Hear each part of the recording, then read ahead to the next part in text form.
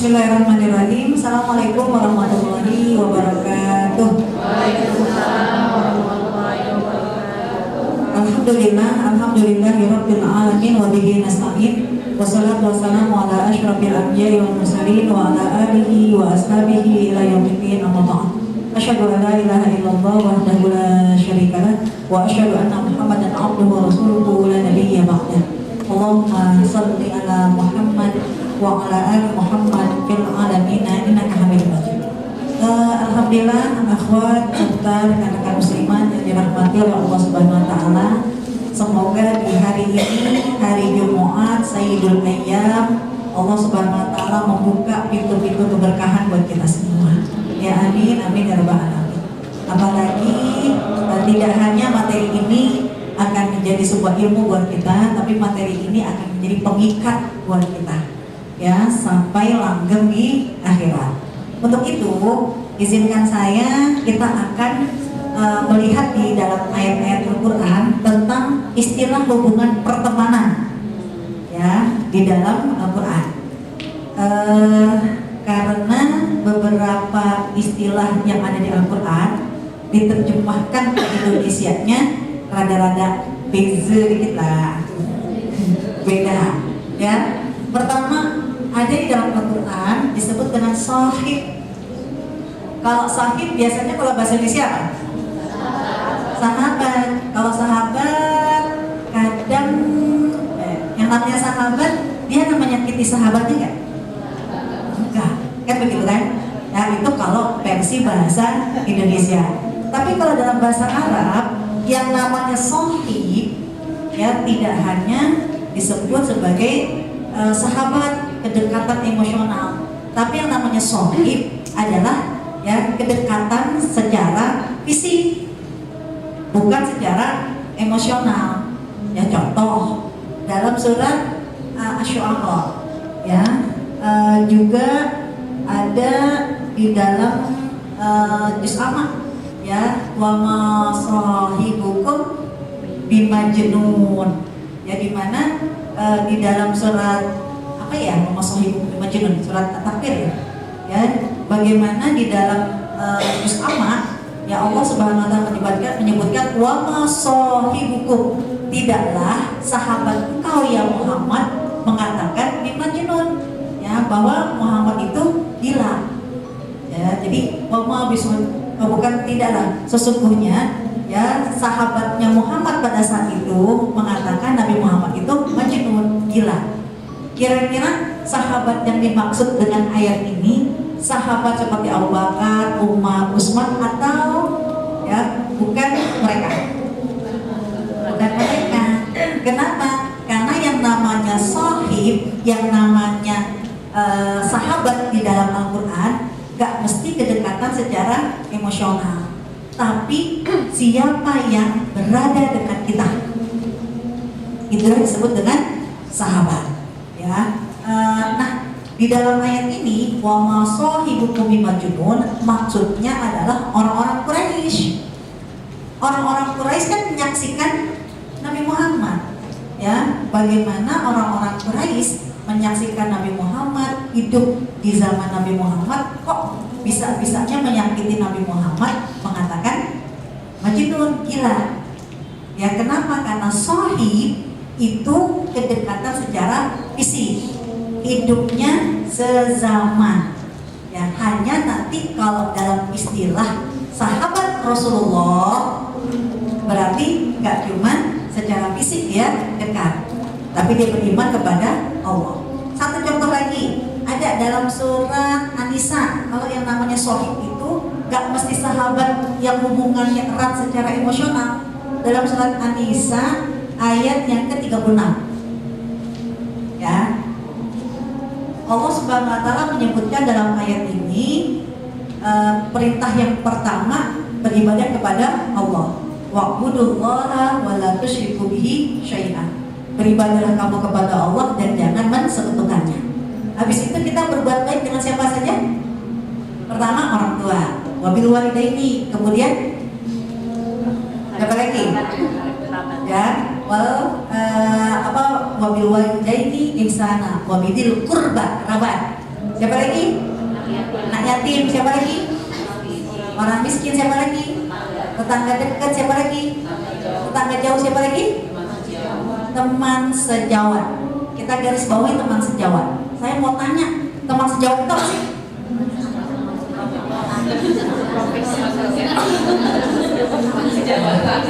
Teman sejawat, teman seangkatan. Ini ya, pakai barometernya ya, tingkat sekolah, angkatan sekolah. Kalau yang kerja berarti teman seprofesi. Kenapa? Ya, pertama, ini kan ayat tujuannya adalah agar kita berbuat baik tidak hanya kepada Allah, tapi berbuat baik kepada orang-orang yang disebutkan di dalam ayat ini.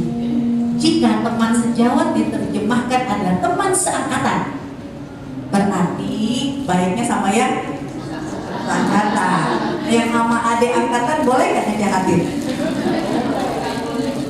Ya, boleh nggak? Kalau diterjemahkan adalah teman seangkatan, berarti yang adik angkatan boleh. Kalau yang disebut adalah teman seprofesi, berarti yang lain profesi boleh nggak dizolimi? Boleh. Kira-kira setuju nggak? Apalagi kalau kita lihat bahasa Arabnya. Nah, bahasa Arabnya di dalam ayat ini teman sejawat adalah sohib bil jambi. Coba lihat ayatnya. Ya. Wa'budullaha wa la tusyriku bihi syai'a wa bil walidaini ihsana wa bil qurba wal yatama wal masakin. Kemudian wal jari bil qurba wal jari bil jambi, itu tetangga dekat, tetangga jauh. Setelah itu wasahib bil jambi. Ya, kalau sohibnya diterjemahkan sahabat secara emosional bisa jadi, tergantung ya kita memahami sudut pandangnya. Oh, berarti teman sejawat ya, seprofesi, seleting, segala macam. Tapi kalau pakai ya bahasa asli, sohib itu adalah teman yang ya pada saat itu ada dekat dengan kita. Apalagi di mana? Bil jambi, yang ada di samping. Ya, rombongan kereta. Kalau yang dimaksud dengan teman sejawat adalah teman seprofesional, ya teman seprofesi, berarti baiknya sama yang seprofesi. Ternyata yang sebelah bukan seprofesi, boleh dong gue jahatin. Kan nggak begitu. Dicuekin aja. Berarti sahabat dalam bahasa Arab beda dengan sahabat bahasa Indonesia. Sahabat bahasa Indonesia kedekatan secara emosional. Tapi kalau sahabat dalam bahasa Arab, pokoknya siapapun yang pada saat itu bersama dengan kita, itu adalah sahabat. Orang Arab Quraisy ya menyebutkan Rasulullah itu adalah gila. Kenapa Allah menyebut mereka adalah sahabat? Karena mereka hidup di zaman Rasul. Tapi untuk istilah ashabi, sahabat-sahabat Rasulullah, pasti mereka yang beriman. Kemudian yang kedua, ada teman pakai dalam istilah Al-Quran menggunakan kata qorin. Ya, qorin, teman dekat. Kenapa saya bilang dekat? Karena qorin itu wakorna, teman yang selalu nempel. Sekarang saya mau tanya, apakah yang namanya teman qorin itu mesti setan? Tergantung kita mau bertemannya sama siapa. Tergantung kita mau nempelnya sama siapa. Ya, ada yang welcome-nya nempelnya sama setan. Betul, Al-Quran menyebutkan wa inna syaitana ya qarina wa sa'at qarina. Setan teman yang selalu nempel sama dia. Dialah seburuk-buruk teman. Itu ada dalam surat An-Nisa. Ya, kalau qorin itu bisa jadi teman yang nempel adalah setan. Tapi ada juga yang qorin itu adalah malah ikan. Ya, waqala qorinu, ya berkatalah malaikat-malaikat ini maladaiya atid, apa yang dipegang oleh malaikat atid. Berarti qorin bisa jadi malaikat. Namun di dalam surat As-Saffat ayat 51 Qarin yang dimaksud adalah manusia. Ya, kira-kira siapakah yang paling sering nempel sama kita? Itulah qarin kita. Ya, kira-kira seorang ibu siapa qarinnya? Anak bisa jadi adalah qarin karena dia selalu menempel sama ibunya. Tapi apakah sohib, apakah qarin itu langgeng sampai di akhirat? Belum tentu. Ya, dalam surat As-Saffat ini menceritakan ketika seseorang sudah nyampe di surga, ya, barulah dia ya bisa ngeh sama orang yang selalu dekat dengan dia. Ya, mana qarin saya? Dulu aku malah ada yang pergi. Dulu aku punya qarin. Kenapa sekarang di surga nggak ketemu? Ya, ternyata begitu dia cari-cari di dalam ayat ini, qarinnya ada di mana? Di neraka. Bisa jadi qarin nempel di dunia, tapi ternyata begitu di akhirat, ya tempat ya berkumpulnya, tempat tinggalnya berbeda-beda. Ya, ada lagi yang ketiga, ya teman di dunia juga, ya disebut dengan khalil. Itu ya khalil, ya bukannya bakhil, beda. Bukannya khalil. Ya khalil adalah teman percintaan atau kita sebut dengan kekasih. Itu khalil. Contoh ya dalam surat An-Nisa ayat 125. Nabi Ibrahim disebut oleh Allah ya Khalilullah, kekasihnya Allah. Berarti ketika kita menjalin kasih sayang dengan seseorang, dialah yang disebut dengan Khalil. Ya, dan bisa jadi ya antara orang yang kita cintai di dunia belum tentu nanti ketemu di akhirat. Ini ada dalam surat Az-Zukhruf surat 43. Surat 43, surat Az-Zukhruf di ayat yang ke-67.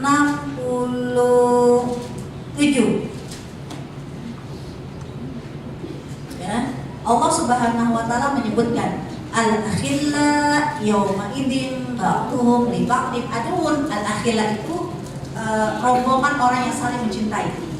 Ya, kalau khalil berarti kan satu. Kalau al-akhilla banyak pasangan. Nah, orang-orang yang saling mencintai dulu di dunia ternyata di akhirat apa yang terjadi?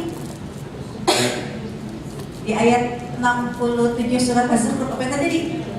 Ba'dhum li ba'din adun, justru akan saling bermusuhan. Belum tentu dicintai di dunia, cinta kasih langgeng di akhirat. Ya. Kemudian ada lagi dalam Al-Quran disebut dengan qurba, ya, kerabat. Ya, berarti teman itu nggak sekedar teman, tapi ada hubungan kekerabatan, ada hubungan persaudaraan nasab.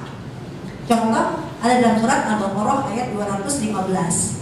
Ketika para sahabat bertanya, ini infak alokasinya kemana ya? Ya, kalau zakat ada nggak alokasinya ke kerabat? Ya, mustahik zakat ada nggak kerabat?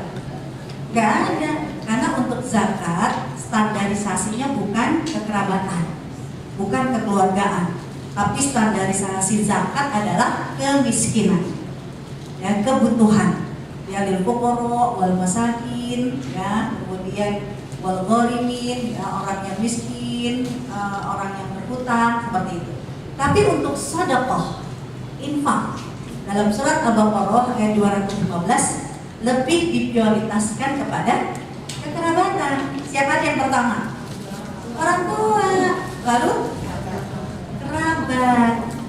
Ya, jadi ada, nggak sekedar teman biasa, tapi teman karena ikatan kekeluargaan. Ya, berarti teman kekerabatan. Ya. Kemudian ada lagi ya dalam Al-Quran menyebut dengan ikhwah. Ya. Oh tunggu, yang disebut dengan kekerabatan ini bisa jadi di dunia kita nggak bisa lari dari hubungan kekerabatan. Dia ibu kita, dia bapak kita, dia adik kita, dia kakak kita, kan nggak bisa lari. Walaupun banyak ada istilah temen kayak saudara, tapi saudara kayak musuh, kan gitu kan? Ya, itu mah nasib masing-masing. Ya, itu di dunia. Tapi di akhirat, ya, yang namanya saudara, ibu, bapak, ya anak, ya bisa jadi nanti di akhirat tidak akan saling, ya, memberikan, ya, pertolongan, ya, tapi nafsi-nafsi egois. Ini ada dalam surat Al-Abasa ya.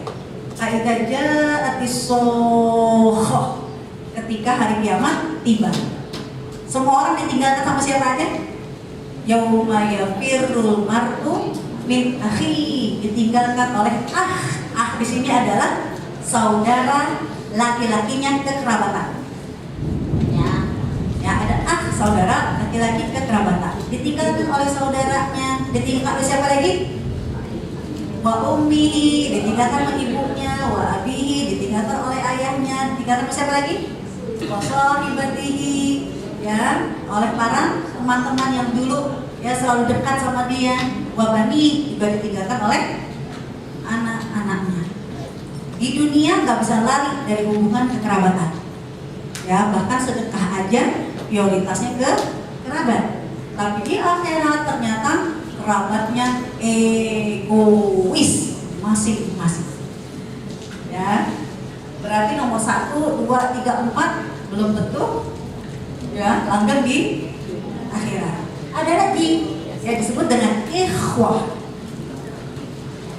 Nah, Allah menyebutkan di dalam Al-Quran persaudaraan itu dengan ikhwah. Ya, memang kadang kita ngomongnya untuk saudara laki-laki, untuk saudara perempuan.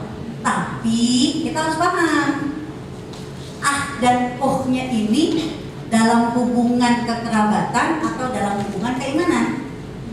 Karena kalau dalam hubungan kekerabatan, saudara laki-laki namanya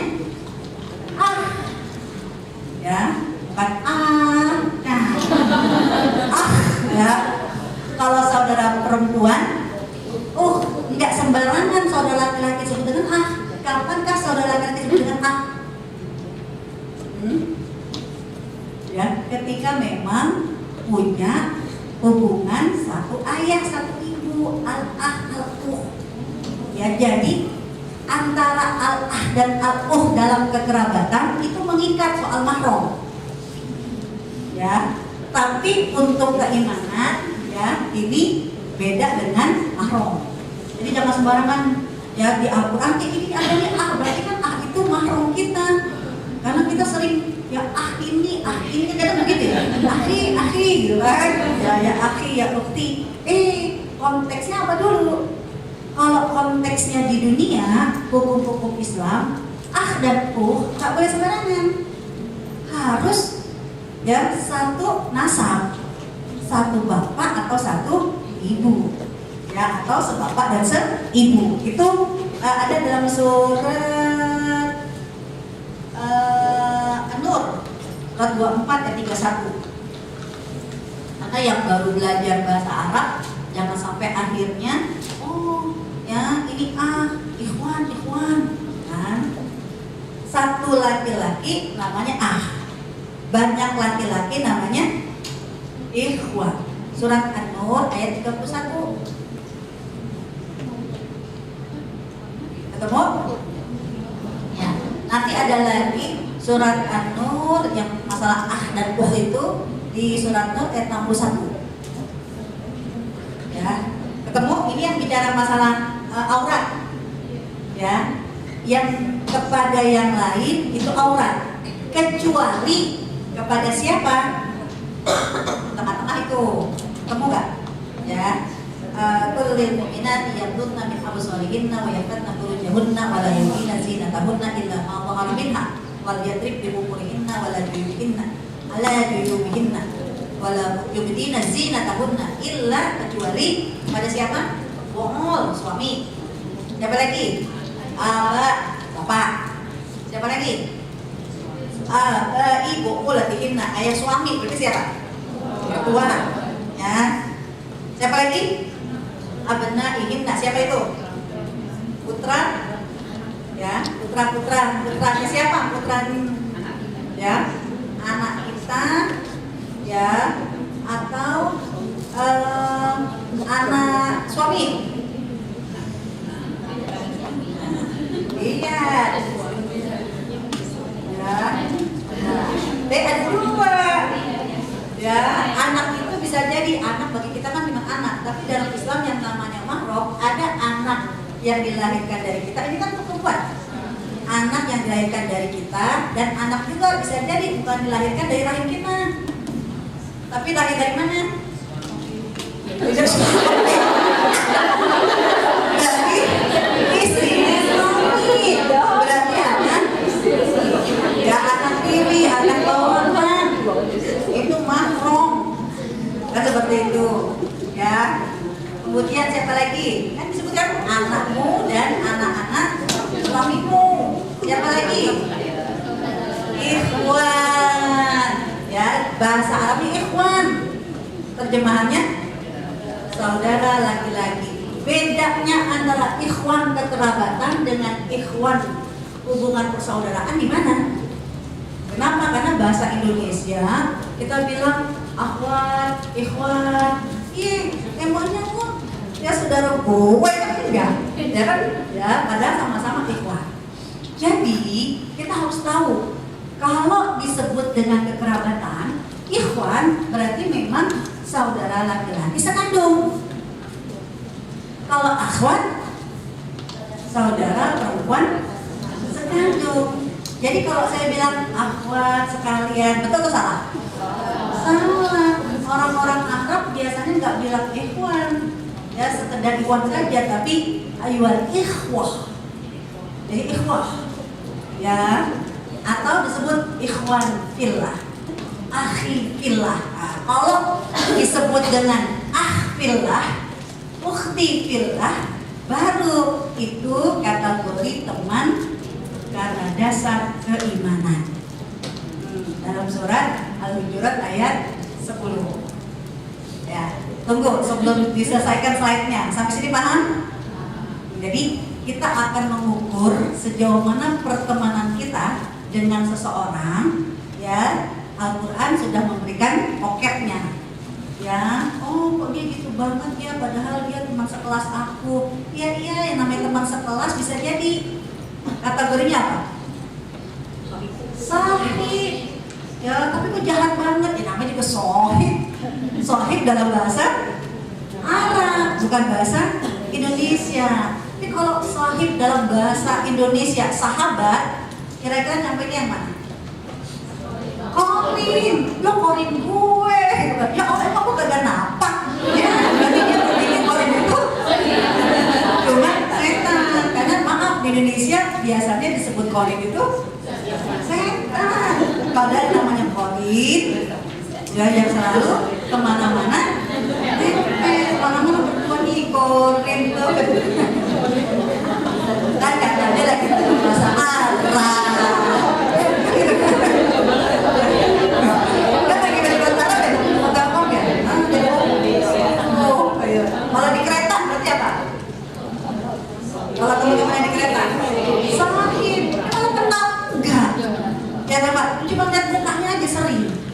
Ya berarti ya sering ketemunya di kereta. Itu sahib rohmu, kan gitu kan? Nah sekarang kalau kita sudah paham ini dari poin 1 sampai poin 5, ya semua bisa jadi terjadi di dunia. Tapi yang manakah yang langgeng sampai di akhirat? Kita lanjutkan slide-nya. Ini dia. Ya, persahabatan di dunia berbagai macam latar belakang. Ya, disebutnya dengan ya ashab, persahabatan. Tapi maksudnya bukan dalam arti kedekatan emosional. Tapi mereka hidup yang bersama-sama, ya karena kedekatan. Ada ya tadi kalau pakai surat An-Nisa 36, shahib bil jambi, orang yang dekat sama kita. Ya ada lagi ashabul kahfi, bukan persahabatan di gua, bukan. Kadang-kadang ashabul kahfi maksudnya apa sih? Karena mereka semuanya ya ada di gua, ya saling mengenal. Nah macam-macam ya. Nah di akhirat pun ada ya istilah dengan ashabul yamin. Bisa jadi nggak saling kenal, tapi kenapa digabungkan menjadi ashabul yamin?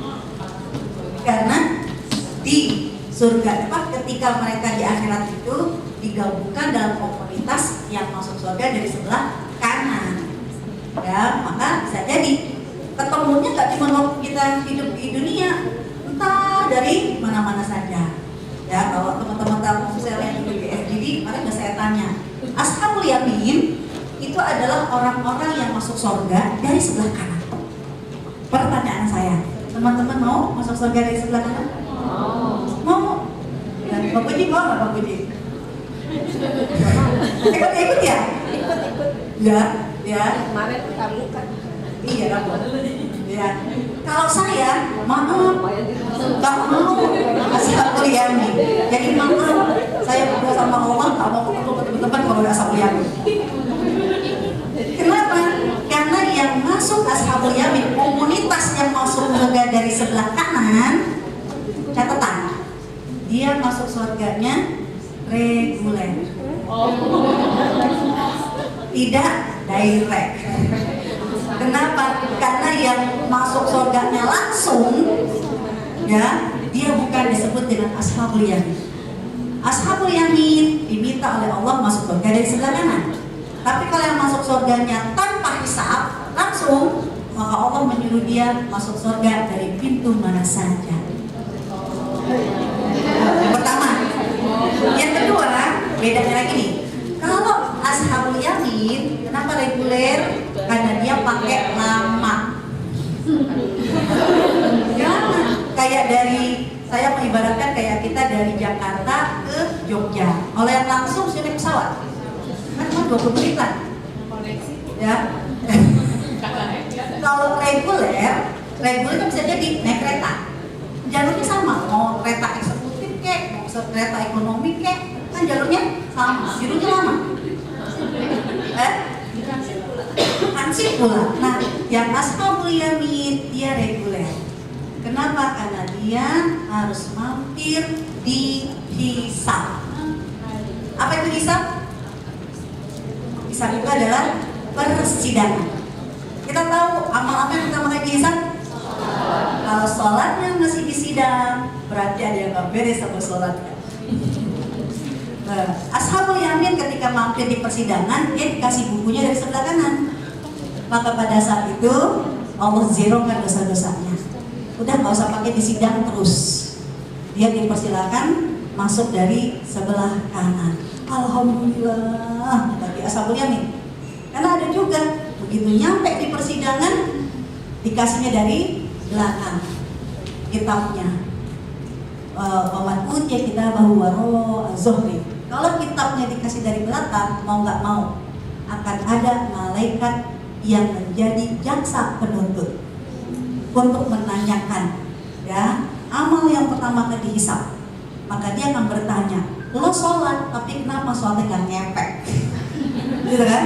Dua malaikat jaksa penuntut, siapa nama malaikatnya? Dua malaikat jaksa penuntut ini hanya akan mengandalkan laporan BAP dari malaikat atid. Siapa nama malaikat? Apa tugasnya malaikat atid? Nyatet apa? Amal apa? Yang dulu. Kalau yang ashabul yamin, malaikat atidnya punya catatan, tapi langsung Allah zerokan, Allah maafkan. Dah kita mampir, langsung masuk surga dari sebelah kanan. Tapi kalau yang dicatat sama malaikat atid, lalu di BAP dan dikonfirmasi sama malaikat sa'id dan malaikat syahid, mau nggak mau berurusan dulu di persidangan. Akhirnya bisa jadi dia akan di mizan, ditimbang, kemudian dia ke as-sirat. Ada yang dapat syafaat, ujung-ujungnya nyampe surga. Ada yang nggak ada syafaat, nyemplung dulu ke neraka, walaupun ujung-ujungnya pun nanti masuk surga. Ya, Ashabul yamin ada istilahnya di Al-Quran. Mau nanti kita ketemu dalam komunitas Ashabul yamin? Doa kita menentukan takdir kita. Ya, kalau kita masih berdoa, ya Allah, yang penting masuk surga aja deh. Ya, bisa jadi Allah nggak pantaskan kita untuk masuk surga tanpa hisab. Tapi kalau mau nggak, kenapa? Saya akan masuk surga tanpa hisab. Maka doa itulah yang akan memberikan kita kemudahan. Sehingga bisa jadi Allah pantaskan kita untuk masuk surga tanpa hisab. Nah ini ada lanjut ya, ada ashabul shimal, ashabun nar, ashabul masy'amah. Bisa jadi waktu di dunia nggak ketemu, tapi kenapa begitu di neraka disebut ashabun nar? Karena gabungnya di neraka, kenalnya di neraka. Auzubillahi ya. Nah ini teman kita ini ayat-ayatnya bahwa qarin itu ada setan, ada manusia, ada malaikat. Lanjut, nah ini teman akrab adalah bisa jadi Nabi Ibrahim. Kemudian contoh-contohnya, semua keakraban dan kekerabatan itu nggak akan langgeng, ya kecuali ya karena al-iman. Teman keimanan inilah ikhwah, ya akhfillah, ukhfillah. Bisa jadi saudara bukan, ya teman seprofesi bukan, tapi ya dia adalah akhfillah, dia adalah saudara laki-laki di jalan Allah, ya karena faktor keimanan. Dia adalah saudara perempuanku di jalan Allah, akhfillah dan ukhfillah. Nah ikatan keimanan inilah yang akan nanti di akhirat. Tapi yang namanya ikhwah, yang namanya al-ah dan al-ukh nggak bisa sembarangan. Ada SOP-nya. Apa SOP-nya? Yang pertama, ya harus didasari dengan ikatan iman. Dan itu harus terikrar, terucapkan agar malaikat raqib mencatat bahwa kita di dunia pernah ya menjalin kasih sayang dengan seseorang karena Allah.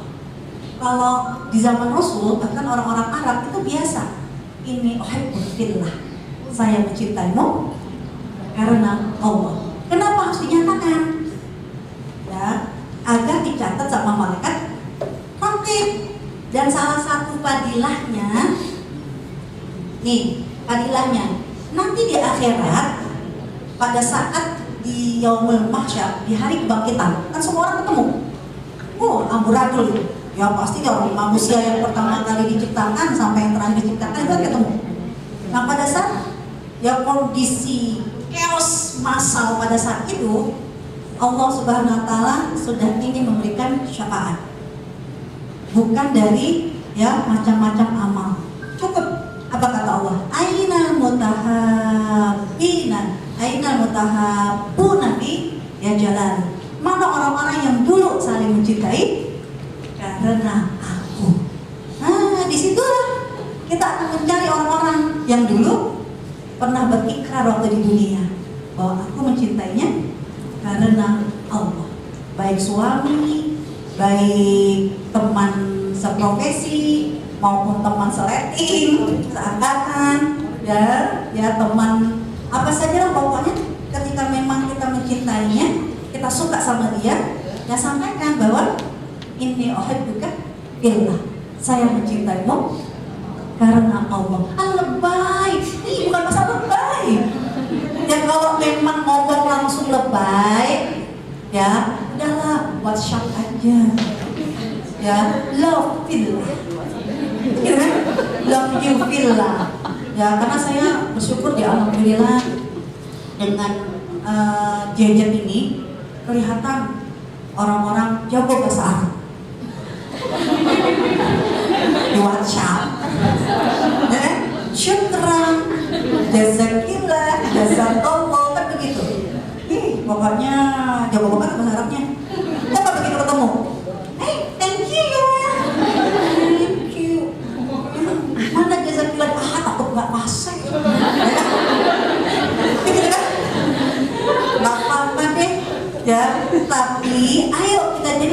WhatsApp ini, handphone ini harus menjadi saksi bahwa kita berinteraksi dengan teman-teman di WhatsApp. Ya, yang bisa jadi kita nggak ketemu secara fisik, tapi ketemu dalam dunia maya. Mereka semua yang akan mendongkrak kita untuk masuk ke dalam syafaatnya Allah. Ya udah sering-sering, ya love you fillah, ya miss you fillah, dan ukti fillah. Karena kalau di WhatsApp kan biasa, bahkan copy paste-nya yang langsung bahasa Arab. Oh ya, kalau saya lihat doa jenazah itu ya Allah, kalau di grup subhanallah bahasa Arabnya pada jago-jago banget. Subhanallah, Allah yang barik, dan tidak ada grup. Baru ketemu, selamat ya, selamat. Mana barang kopongnya? Ya, habis auto text. Apa? Nah untuk itu, ayo ya grup-grup WhatsApp kita jadikan sebagai sarana bahwa grup-grup ini, apalagi satu grup sampai 300 orang kan? Ya, 300 orang kan WhatsApp, ya bahwa kita yang menyatakan semuanya uhibbukum, ya love you all fillah, mencintaimu karena Allah, agar ketika nanti di akhirat Allah memanggil ainal mutahabbuna fi jalal, mana orang-orang yang dulu saling mencintai karena aku, adiluhum, ayo semuanya berkumpul yaumul adillah illa dili, tidak ada naungan pada saat itu kecuali naungan Allah. Udah ya, grup. Kalau MTTG grupnya apa? Muslimahnya? Kajian muslimah. Muslimah? Bagian keputrian, wah langsung diabsen sama admin. Kenapa? Ya, ini semuanya ya Allah berkumpul karena Allah. Ya kalau tak konsen muslimah, tak konsen berdiskusi ya. Ya, apa tuh? Ya, ya udah nggak apa-apa, udah pada jauh bahasa Arab, ya kan? Love you, fillah. Ya, love you all, fillah. Kenapa? Agar paling tidak handphone ini menjadi saksi bahwa kita sudah memenuhi syarat pertama, ikrar, menyatakan semua karena Allah. Yang berikutnya, ya, yang namanya ukhuwah, ya udah ngomong nih karena Allah. Nah, harus mengikuti SOP berikutnya, yaitu apa? Standar yang paling rendah dalam berukhuwah, yaitu husnuzan, positive thinking, itu yang paling rendah. Kalau sudah tidak ada positive thinking, berarti ada yang nggak beres dengan ukhuwah ini. Ya, karena bisa jadi ikatan ukhuwah ini paling nggak disukai sama syaitan. Ya, dan juga nggak disukai sama musuh-musuh Islam. Repot kalau semua muslim bersaudara, wah, ya nggak asik, nggak ada yang bisa diadu domba. Kan gitu ya? Ya kayak hijrah, apa sekarang komunitas hijrah kan? Yang kemarin di Bandung ya, ya Allah, ya Robbi, ya artinya ya mereka sudah menyadari kekuatan itu ada kekuatan iman. Nah itu kan di Gelora, nah itu di Bandung aja. Ya kan cuma lihat cuplikannya dong, masya Allah, karena indahnya ukhuwah seperti itu. Ya bahkan ya itu yang paling rendah husnuzon. Yang tertinggi, ini tertinggi, ya yaitu apa? Kita mendahulukan kepentingan orang lain. Nggak bisa kita itar kalau belum menjalani proses yang terendah, yaitu positive thinking, husnuzon terlebih dahulu. Ya, kemudian apalagi ya? Ya, ini salah satu husnuzon seperti apa? Berbaik sangka, berlapang dada dengan kesalahan orang lain, karena cobaan ketika bersaudara karena Allah pasti uji. Ya, yaitu apa? Ya, akan menemukan kekurangan dan kelebihan saudaranya, mampukah berlapang dada? Itu ujiannya gitu. Karena ada bilang, Bu, kenapa ya? Dulu waktu teman-teman biasa komunitas ini enjoy aja. Ya, sekarang begitu ya ketemu sama komunitas, sesama muslimah, sesama ya orang yang berhijrah, sesama taklim, kok kayaknya rese banget. Ya, yang masalah sedikit ya kayaknya diperbesar. Itulah ujian. Ya, semakin besar tiap kita berukhuwah karena Allah, semakin besar ujiannya. Sehingga apa? Ya, positive thinking dengan cara udah deh, yang namanya saudara kita punya kekurangan dan kelebihan. Dengan kekurangan dia, kita harus jadi ladang pahala. Yaitu apa? Sabar-sabarin. Ya, kalau dia punya kelebihan, kita bersyukur. Ibaratnya kayak imam, kayak sholat berjamaah. Seburuk-buruknya imam, ya, maka kita sebagai makmum boleh nggak, ya, ngedahuluin imam? Ya, kesel sama imam, udah saya nggak mau lagi berjamaah, boleh, ya, batalkan jamaah, berarti dia sholat sendirian. Tapi ketika si imam itu dalam kondisi melakukan kesalahan dan kita tetap bersabar, udah terserah lah, yang penting dia imam, saya makmum, ya, dia ruku, kita ruku. Jangan sampai sebel saya, dia ruku biarin aja. Orang bacaan belum selesai, udah ruku duluan. Ya, dia saya mau selesai bacaan saya. Sampai imam sami Allah liman hamidah, kita nggak ruku-ruku. Sholat kita gimana? Batal jamaahnya, dianggap sholat. Jadi yang seburuk-buruknya imam tidak akan pernah mempengaruhi, menodai kesucian berjamaah. Sama dengan kita, ya, nggak enaknya itu temen. Ya Allah, sabar dah. Kenapa? Karena yang saya butuhkan bukan dia dekat dengan saya. Yang saya butuhkan adalah kesabaran saya dengan dia, karena ukhuwah fillah itu akan membuat saya nanti dipanggil sama Allah. Yaumul mahsyar. Ya, memaafkan kesalahan orang lain. Nah, mana ya? Nah, sekarang yang terakhir, bahwa yang namanya ukhuwah, ya, bukan atas dasar dunia. Bahkan ketika kita menyiapkan hadiah semahal apapun untuk menjadikan dia saudara kita karena Allah, belum tentu dia mau terima. Ya, kenapa? Karena ada dalam surat Al-Anfal, ya, lau anfaqta ma fil ardi jami'an. Kalau sekiranya engkau infakkan semua harta kamu untuk menaklukkan hati seseorang. Kadang dalam berukhuwah, ya Allah, ini orang nyebelin banget. Gimana caranya kita kasih hadiah, ya baik. Tapi begitu kita gak kasih hadiah, oh, lo udah lupa yang temennya. Oh, udah punya teman baru ya. Padahal kan, ya Allah, aku mencintai dia karena Allah, tapi kayak begini ya Allah. Ya. Dan kenapa? Karena kita salah tujuan.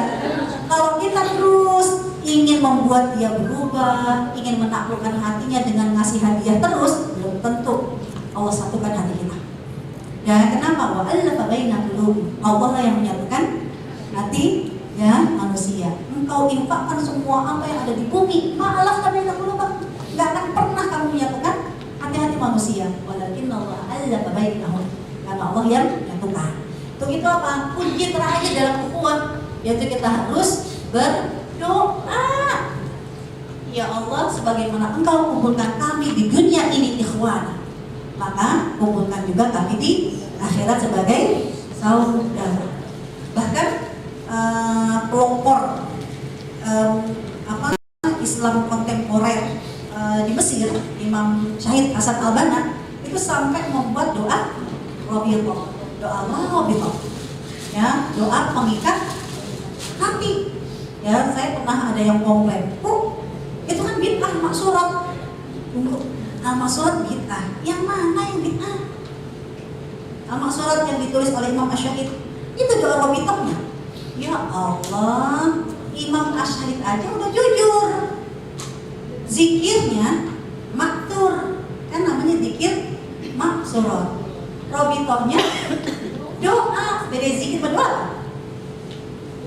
Kalau zikir harus dari Quran, harus dari hadis. Adakah zikir-zikir dalam maksurat yang ngarang ada di Quran, ada di hadis? Tidak ada. Terus yang ada maksud yang mana? Itu doa Rabithah. Tadi ada nulisnya doa. Berarti memang buatan beliau. Kan bid'ah, sama sama hati, sama sama kamu juga ahlul bid'ah. Contohnya apa? Saya nggak baca doa Rabithah. Lagi di jalan, kebelet, kepengen buang air kecil. Ya Allah, ternyata apa? Di Waze, di Google Map merah. Ya, padahal kita kepengen nyampe dan kepengen buang air kecil. Emang situ nggak doa? Doanya? Doanya apa? Ya Allah, tahan ya Allah. Ya Allah, kalau nggak lancar ya Allah. Emang ada di Quran? Emang ada di hadis? Iya, berarti apa? Ahlul bidah. Ya? Sehingga apa yang namanya doa nggak mesti di Quran. Yang namanya doa nggak mesti di hadis. Doa itu apa yang kita inginkan. Lebih toh, saya baca karena saya tahu, walaupun itu kita saya baca. Kenapa? Karena saya tidak bisa merangkai kata-kata, terutama kalau saya lagi sebel sama orang, bingung mau doanya kan. Tapi dengan doa Robito, Imam Asy'ari menyuruh kita bayangkan ya wajah-wajah saudaramu, dibayangin. Setelah itu apa? Ya, bacakan Allahumma innaka ta'lam anna hadhil qulub. Ya Allah, sesungguhnya hati-hati ini, ya, dibayangin, qad istama'at ala mahabbatik. Bukankah hati-hati kami berkumpul atas cinta kepadamu? Wal taqat ala ta'atik, dan kita semua berkumpul karena ketaatan kepadamu. Wal taqat bi ta'atik wa ta'ahadan ala da'watik. Kita pun berjanji untuk memenangkan dakwahmu. Apa lagi? Wal taqat ala ta'atik wa ta'ahadan da'watik wa ta'ahadan ala nusrati syari'atik. Kita pun akan berjanji hanya menolong agamamu. Maka karena tujuan-tujuan ini ya Allah, sampai dibayangkan saudara-saudara kita, maka ya Allah, fawatikillahumma robitona. Ya Allah, tolong ikat, ya, tolong kencangkan ikatan-ikatan hati ini. Fawatikillahumma robitona wa adim wuddah, langgengkan cinta kasih di antara kami. Lagi, wahdiha subulaha, ya, tolong ya Allah beri petunjuk jalan kami. Kemudian jangan direndam kata-kata. Wahdiha subulaha. Kemudian bifaidil iman, cakep kan? Ya saya bilang, ya saya nggak bisa merangkai kata-kata agar hati-hati ketika berkumpul ini dalam rangka kebaikan dan menginginkan Allah satukan hati-hatinya. Kalau nanti dan kalau kalian, kalau kamu punya kata-kata yang baik, ya nggak usah dibaca orang itu. Masalahnya apa? Saya mau nanya, kalau lagi sebel sama orang baca apa? Nggak baca auzubillahi minasyaitonir. Saya kan, iya kami tabang baik. Jangan ngapain baik dibawa-bawakan gitu ya. Nah kalau orang yang bersaudara, dia pasti akan memikirkan, ya Allah, jangan sampai persaudaraan ini rusak karena ya ketidaknyamanan di antara kita. Tolong ya Allah perbaiki hati-hati ini. Dahsyatnya doa itu kan, ya sampai Umar bin Khattab ditaklukkan sama Allah hatinya sehingga beriman kepada Rasulullah. Padahal udah detik-detik Umar mau ya menyakiti Rasulullah Sallallahu Alaihi Wasallam. Jadi kekuatannya adalah di doa. Ya, wallahu a'lam bishawab. Jazakallah khair Ustazah. Bagi yang ingin bertanya, boleh waktunya sampai setengah jam. Ada yang boleh?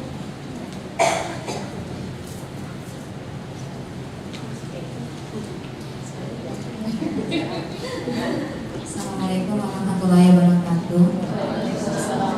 Kalau saya ambil hikmah dari yang Ustazah katakan itu kan sesama satu keimanan ya, sama-sama Islam gitu. Kalau kita bersahabat dengan yang non Muslim, apakah kita bisa beriman karena Allah juga? Ya, jazakumullah khair. Jadi kalau yang nomor 1, 2, 3, 4 dan ini nih, mana ya tadi yang pertama ya. Nah 1, 2, 3, 4 silahkan. Muslim atau non Muslim nggak masalah. Ya. Tapi kalau yang nomor 49, nomor 5 di ayat 49 itu udah ada standarisasi minimal, yaitu al-iman. Ya, nggak bisa. Next yang akan datang kalau memang ada waktu, karena saya ada 2 slide. Yang satu lagi, bagaimana kita berinteraksi dengan muslim dan non muslim dalam bab pertemanan. Ya, tapi alhamdulillah kan pertanyaannya yang nomor 5 nggak bisa, karena innamal mu'minuna ikhwah, standarnya harus sesama orang beriman. Jadi seperti itu. Adapun nomor 1, 2, 3, 4 boleh nggak? Boleh, karena itu urusan di dunia.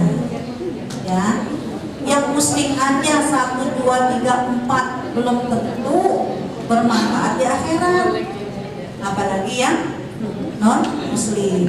Tapi bisa jadi yang non muslim gara-gara 1, 2, 3, 4 akan berakhirat di akhirat, akan bermanfaat di akhirat ketika memang kita menjadikan sarana dakwah. Kayak Rasulullah kan pertama kali jadi muslim sendiri, ya kan? Mau bersaudara keimanan sama siapa? Orang cuma sendiri. Tapi Rasulullah akrab dengan Abu Bakar. Rasulullah akrab dengan semua orang. Keakrabannya Rasulullah, lalu Rasulullah memberikan dampak dalam berdakwah, sehingga akhirnya mereka yang masuk ya ke ikatan keimanan. Gitu. Ada lagi?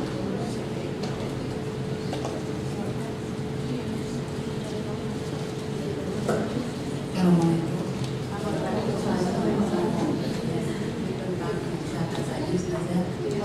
di depan pada saudara, tapi kalau saudara yang miskin boleh nggak? Ya, jazakumullah khair. Kalau zakat, sekali lagi, standar prioritasnya bukan kekerabatan, tapi faktor ekonomi. Sehingga ketika kita mau ngasih ibu, ya, mau ngasih adik, ya, mau ngasih ibu, mau ngasih adik, ya, dari uang zakat boleh nggak?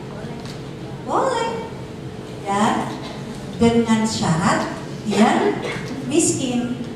Tapi kalau kita sebagai seorang ibu, anak kita ngasih kita pakai uang zakat, terima nggak?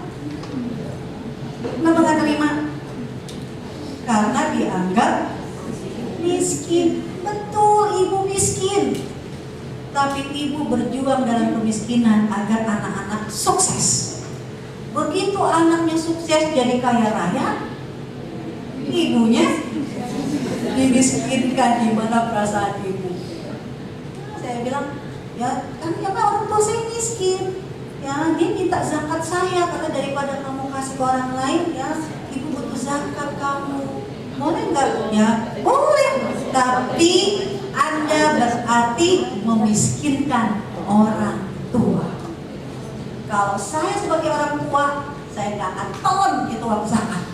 Kenapa? Walaupun kamu menganggap ibu miskin, tapi lihat kemiskinan ibu membuat kamu jadi kaya raya, ya kan? Gitu. Gak apa-apa, tapi judul itu dimiskinkan. Ke adik boleh. Yang penting standarnya bukan lihat adiknya, tapi kemiskinannya. Ya, sedangkan untuk sedekah, ya ibuku kaya, ibu mertuaku lebih kaya dari aku boleh nggak bersedekah ke ibu mertua? Boleh. Ya, sedekah bawain buah seranjang, ya boleh nggak? Boleh, karena bukan dari uang zakat. Yang Allah minta kan uang zakat cuma 2,5%, sedangkan sisanya berapa?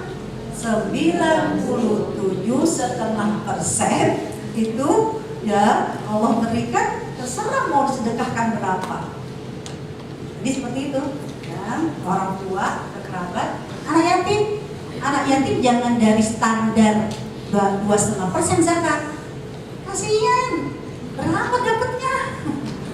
Uang anak yatim dapatnya dari mana? Dari uang sedekah, karena sedekah nggak mesti 2,5%, nilainya besar.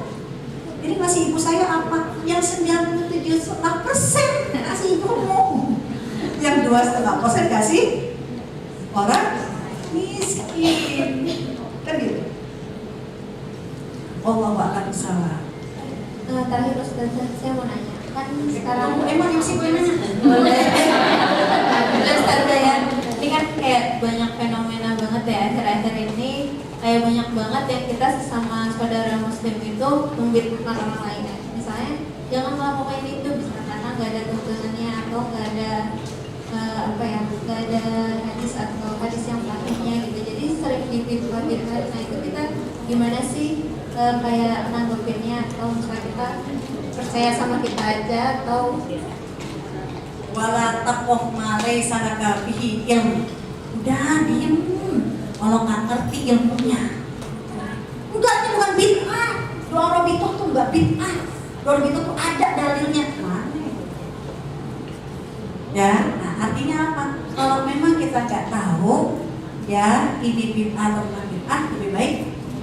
Iya, udah kata Allah. Wala taqof ma laysa laka bihi ilmu. Udah, jangan ngomong apa-apaan kalau kamu nggak punya ilmu. Karena sesungguhnya mata kamu, telinga kamu, hati kamu akan diminta pertanggungjawaban. Jadi jawabannya adalah belajarlah tentang apa itu bid'ah.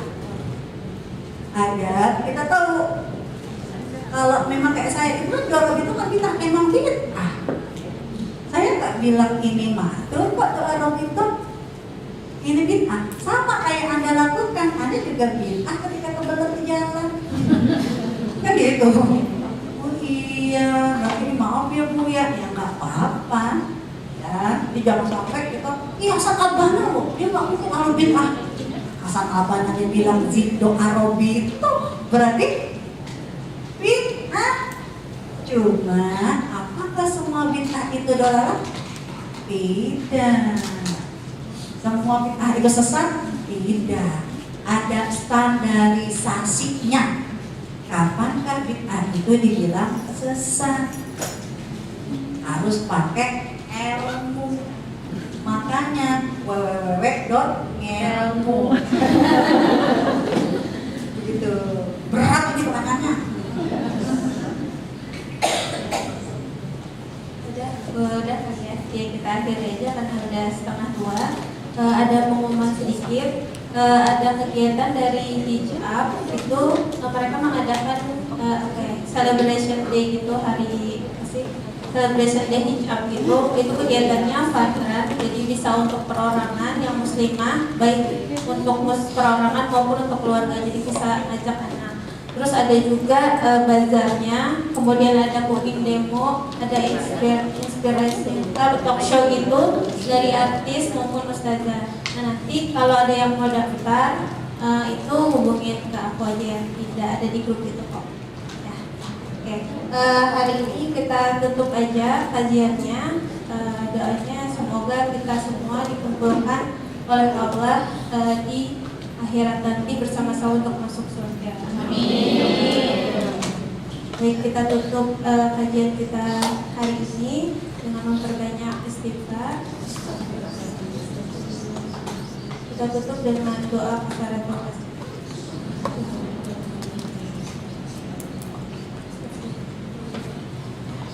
Terima kasih. Assalamualaikum warahmatullahi wabarakatuh.